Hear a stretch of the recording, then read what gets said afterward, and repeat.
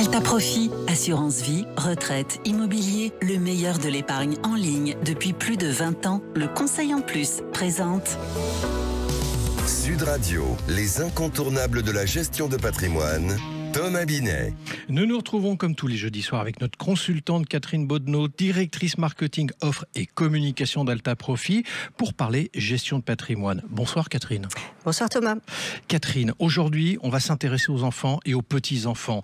Les parents ou grands-parents peuvent vouloir leur donner un coup de pouce pour se lancer dans la vie. Alors Catherine, comment on peut s'y prendre ? Alors, il y a plusieurs solutions pour constituer un capital, que ce soit pour un enfant ou un petit enfant. La première solution à laquelle on pense spontanément, c'est évidemment le livret A, sur lequel on peut verser des sommes d'argent. Ce qu'il faut savoir, qu'il faut garder à l'esprit, c'est que tant qu'on verse des petites sommes, par exemple, on va faire un cadeau à un anniversaire ou à Noël, on va parler de présent d'usage. En revanche, si on parle de sommes un peu plus conséquentes, là, on va parler d'un don manuel, et auquel cas, il faudra le déclarer à l'administration fiscale. Dans ce cadre-là, d'un don manuel, et si on veut vraiment constituer un capital pour ses enfants, notre préconisation, c'est d'ouvrir un contrat d'assurance vie au nom de l'enfant ou du petit enfant. Parce que ça va permettre en fait de bénéficier de toute l'offre financière de l'assurance vie pour aller faire fructifier les sommes qu'on va verser sur ce contrat. Et je peux, Catherine, commencer à n'importe quel moment, quel que soit l'âge de l'enfant ? Tout à fait. Et vous pouvez ouvrir un contrat d'assurance vie dès la naissance pour un nourrisson.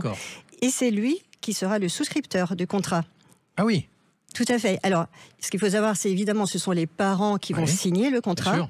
Et si l'enfant a 12 ans au moment de l'ouverture du contrat, il faudra aussi sa signature. Alors, mais comment je vais m'assurer quand même que le capital que j'aurai versé sera bien géré puis bien utilisé ?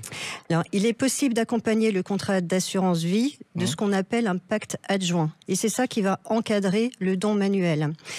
Ce qu'il faut savoir, c'est que si rien n'est prévu, l'enfant aurait la libre disposition du capital dès ses 18 ans. D'accord. Et vous pouvez estimer qu'en fait, il n'a pas la maturité nécessaire à 18 ans pour utiliser à bon escient le capital. Donc, par le pacte adjoint, vous allez pouvoir dicter des conditions différentes sur l'âge d'utilisation du capital.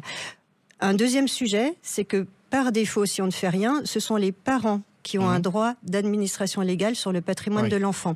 Avec le pacte adjoint, on va pouvoir désigner une autre personne qui va gérer le capital jusqu'aux 18 ans de l'enfant. Est-ce qu'on peut imposer, Catherine, n'importe quelle condition dans ce fameux pacte adjoint dont vous parlez ? Non, on ne peut pas tout faire. On ne peut pas tout faire, d'accord. Non.